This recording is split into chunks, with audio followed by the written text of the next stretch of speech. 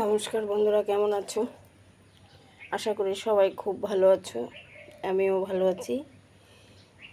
প্রথমত সবাইকে সুপ্রভাত। আজকে প্রভাতেই একটা কাজ করব, তার জন্য আসলাম তোমাদের সঙ্গে। এই দেখো, আমার এটা পুনে ভ্যারাইটি হলুদ জবা, বড় যে হলুদ জবা হয় ভিতরে লাল। এটা এখনও ফুল ফুটলো না, কড়ি সহকারে কিনে এনেছিলাম। যাই হোক, ওই পাশে ছিল তখন হয়তো রোদ্রু পেত না,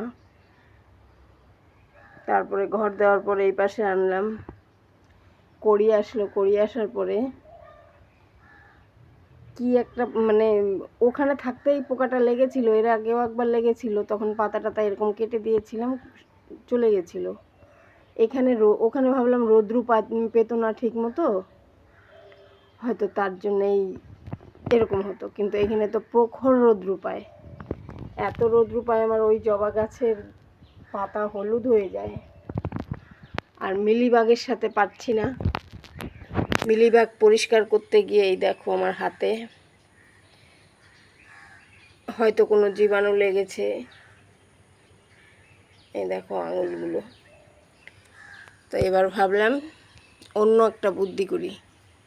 গাছের সমস্ত পাতা কেটে দিয়েছি, পরশুদিন কিছু কেটেছি, কালকে কিছু কেটেছি।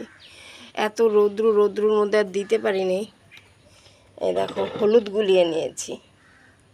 যদিও এটা স্প্রে করে দিলে ভালো হতো, কিন্তু আমার এই স্প্রে বটলটা খারাপ হয়ে গেছে। তারপরেও চেষ্টা করব, একবার দেখি। এই হলুদটা আমি জলে গুলিয়ে রেখেছি কালকে, এটাই দিব।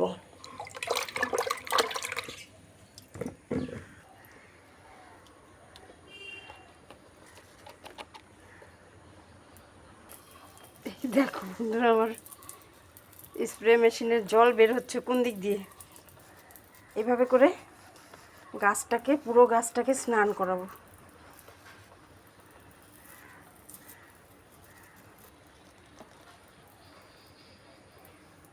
তো আমি করিয়ে নিই। দেখো এভাবে করে স্নান করে দিবে, হলুদে অ্যান্টিবায়োটিকের কাজ করবে।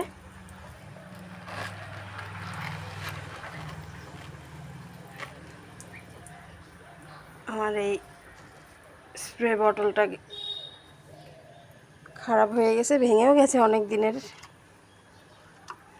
নতুন আবার নিতে হবে। তো বন্ধুরা, তোমরা এইভাবে কাজ করবে। সকাল সকালে ভিডিওটা করলাম, যদিও এত সকালে এত বড় ভিডিও তো কেউ দেখবে না।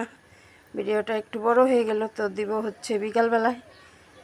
তো তোমরা দেখে নিও সবাইকে টাটা।